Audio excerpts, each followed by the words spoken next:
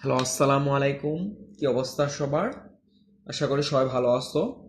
আমরা জটিল সংখ্যার আজকে আরেকটা ম্যাথ দেখবো, সেম টাইপের। আমি লাস্ট 3টা দিন ধরে একদম সেম টাইপের ম্যাথগুলাই পড়াইতেছি, কিন্তু এই ম্যাথগুলো তোমার ইম্পর্টেন্ট। এই ম্যাথটা তোমার উদ্ভাসের মাস্টার প্রশ্ন ব্যাংকে দেওয়া আছে। আমি দেখলাম, তো ভাবলাম যে না, এই ম্যাথটাও করাই ফেলি। এই 4-5 মিনিটই লাগবে। তোমরা ভিডিওটা একটু ভালোভাবে দেখো আর ফ্রেন্ডসদেরও একটু শেয়ার করে দিও, সাবস্ক্রাইব করো, যাতে তোমার এই আপডেটেড ইঞ্জিনিয়ারিং কোশ্চেন ব্যাংকের সলভগুলো তোমরা তাড়াতাড়ি দেখতে পারো আর কি। বাকি সবার থেকে একটু আগায় যাওয়া আর কি অ্যাডমিশন টেস্টে। দেখবা যে বাকি সবাই যখন তোমার এইচএসসি পরীক্ষা শেষে কেবল অ্যাডমিশনের পড়াগুলো শুরু করতেছে, তখন দেখবা যে তোমার অলরেডি এগুলো সলভ হয়ে গেছে। এই ম্যাথটা তুমি উদ্ভাসের মাস্টার প্রশ্ন ব্যাংকে ঠিক এইচএসসির পরে সলভ করবা। এর থেকে তো এখনই সলভ করা বেটার না? তোমরা যারা 25 ব্যাচ আছে বা 24 ব্যাচ আছে, তাদেরকে জিজ্ঞাসা করো যে এখন কম্পিটিশন কতটা কঠিন। বুয়েট, কুয়েট, রুয়েট, চুয়েটে চান্স পাওয়াটা খুবই ডিফিকাল্ট হয়ে গেছে। কিন্তু তোমার কম্প্যাক্টভাবে পড়তে হবে, বেসিকটা ক্লিয়ার করতে হবে, যাতে চান্সটা তুমি পাও। ঠিক আছে? তো দেখো, এই ম্যাথটাও সেম। z1 = 3 - 4i এবং z2 = 4 + 5i হলে নিচের জটিল রাশিগুলোর মডুলাস ও আর্গুমেন্ট বের করো। কিছুই না, এটা জাস্ট কি, কোনো একটা দেখো উপরে আমার একটা জটিল সংখ্যা আছে, আমি জাস্ট ক্যালকুলেটার আগে বের করে নিব। কি আছে? 3 - 4i, z1/z2, 3 - 4i divided by 4 + 5i। ঠিক আছে, z1/z2। এখন দেখো, এইরকম টাইপের তো আমি তোমাকে পড়াইছি না, যখন ফ্র্যাকশন আকারে থাকে তখন জাস্ট আমার কি, a প্লাস আইবি আকারে প্রকাশ করতে হবে। এই a প্লাস আইবি আকারটা কি, একটা জটিল সংখ্যাকে একটা বাস্তব পার্ট এবং একটা অবাস্তব পার্টের আকারে প্রকাশ করতে হবে। তাহলে সেক্ষেত্রে কি করতে হবে? জাস্ট হরের অনুবন্ধী দ্বারা উপরে এবং নিচে, অর্থাৎ লব ও হরে গুণ করে ফেলতে হবে। তাহলে দেখো, হরে কি আছে? 4 + 5i। তাহলে এইটার অনুবন্ধী জটিল সংখ্যা কোনটা? জাস্ট জটিল পার্টটায় চেঞ্জ হয়ে যাবে, জটিল পার্টটার সাইন চেঞ্জ হয়ে যাবে, বাকি সবকিছু সেম। তার মানে 4 - 5i। তাহলে উপরে নিচে 4 - 5i দ্বারা গুণ হয়ে যাবে জাস্ট। এখন এটা তো তোমরা খাতা এমনিতে করে রাখবা আর কি। যখন অ্যাডমিশন টেস্টে তোমার জাস্ট ক্যালকুলেটারের মাধ্যমে করে ফেলতে পারবা। আর বোর্ড পরীক্ষায় যদি এই টাইপের প্রশ্ন আসে, বোর্ড পরীক্ষায়ও এই টাইপের প্রশ্নগুলো আসছে, তো বোর্ড পরীক্ষায় আসলে কি, তোমার জাস্ট একটু ভেঙে ভেঙে করতে হবে। তাহলে এটা দেখো, আমরা ক্যালকুলেটার যদি করি, তাহলে কি আসতেছে? -8/41 -31/41i। তাহলে আমরা আগে লিখে নেই, এই যে -8/41 -8/41 -31/41i। ঠিক আছে, 41i। এখন দেখো, এইটার মডুলাস এবং আর্গুমেন্টটা বের করতে হবে। ঠিক আছে, মডুলাস এবং আর্গুমেন্টটা বের করতে হবে। তাহলে কি, এটার মডুলাস এবং আর্গুমেন্টটা বের করা একদম ইজি না? √8/41, মানে বাস্তব যে পার্টটা সেটার স্কোয়ার, প্লাস -31 ডিভাইড বাই 41 তার স্কোয়ার। ঠিক আছে, তাহলে আমার অ্যান্সারটা কি আসতেছে? 5√41/41। ঠিক আছে, 5√41/41।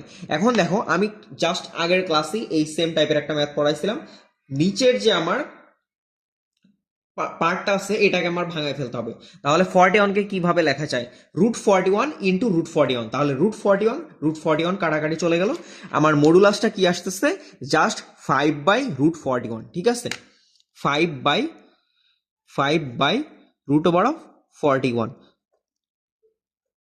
তুমি যদি উপরে নিচে √41 দ্বারা গুণ করে দাও, তাহলে তোমার জাস্ট ক্যালকুলেটারের মতো টাইপে চলে আসবে। এই যে এটা জাস্ট আমরা ভেঙে ফেললাম। ঠিক আছে, এখন দেখো বলছে কি যে z1 * z2। ঠিক আছে, z1 * z2, তাহলে এই দুটাকে জাস্ট আমরা গুণ করে ফেলবো।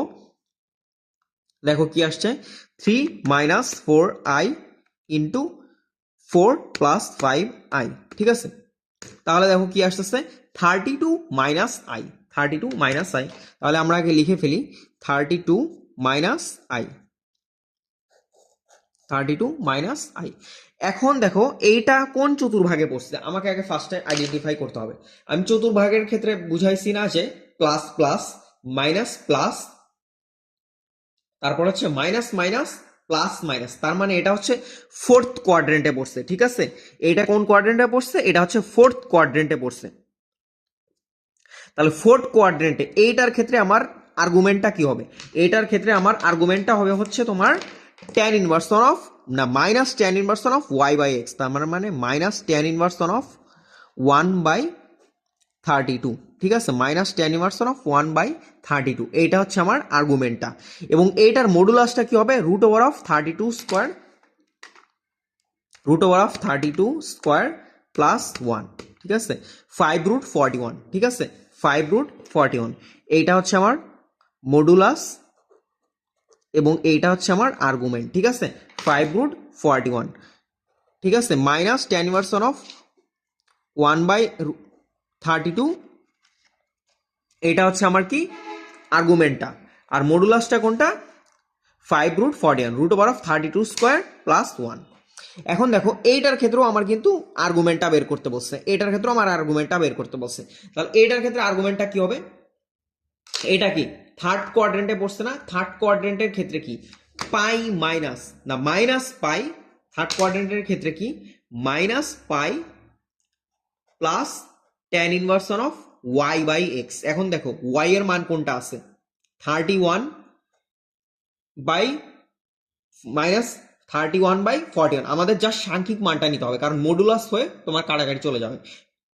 আচ্ছা আমি মডুলাসই নিয়ে ফেলি, মডুলাস নিয়ে ফেলে দেখো মাইনাস 31/41 ডিভাইডেড বাই মাইনাস 8/41, ঠিক আছে, মাইনাস 8/41।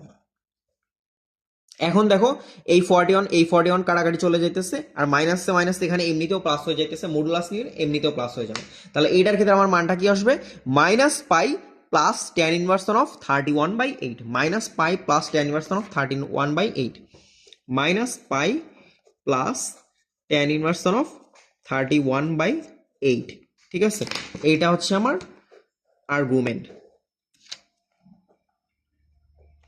তো আশা করি সবাই বুঝতে পারছো, একদম ইজি একটা ম্যাথ ছিল। তোমার জাস্ট হচ্ছে কি মডুলাস এবং আর্গুমেন্টটা বের করো। আমরা এতক্ষণ ধরা জাস্ট এইটাই পড়তেছিলাম যে মডুলাস এবং আর্গুমেন্টটা, লাস্ট 4টা ম্যাথ আমি সেম জিনিসটাই দেখাইছি। আর নেক্সট ক্লাসে হচ্ছে খুবই ইন্টারেস্টিং একটা ম্যাথ আছে এবং কঠিন একটা ম্যাথ, রুয়েট অ্যাডমিশন টেস্টের জন্য ইম্পর্টেন্ট, কারণ রুয়েট অ্যাডমিশন টেস্টে এই ম্যাথটা কয়েকবার রিপিট হয়েছে আর কি।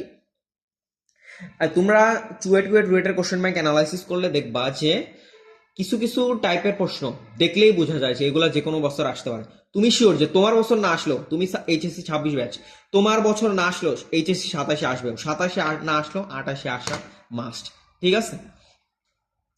তো সবাই আশা করি এই ম্যাথটা বুঝতে পারছো।